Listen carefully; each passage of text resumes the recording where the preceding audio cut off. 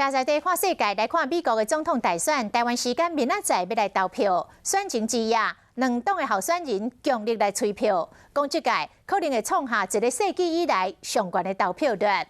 因为这届两党的竞争是真激烈，社会分裂严重，各大城市拢加派警力，就惊会发生着大规模的暴动。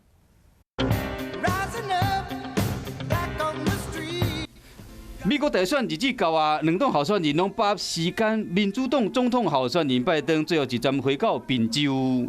It's time for Donald Trump to pack his bags and go home. Go home. 拜登团队阁请音乐的女神卡卡来徛台。And I know people in Pennsylvania. I used to live here. 宾州市有关选举胜败关键之一，民调显示拜登伫宾州保持领先，不过甲川普是愈差愈少。 川普嘛选伫最后阶段回访宾州，10月31规工拢伫宾州邮票，初二搁为宾州出发，经过北卡罗来纳、威斯康辛，最后搁回到密西根，为整个造势行程做一个结束，展现工人的体能。If we win Michigan, it's over.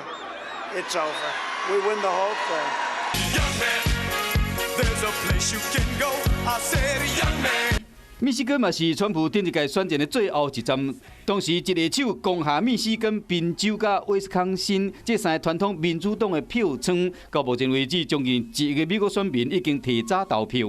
这届美国大选有可能是这世纪以来上悬的投票率。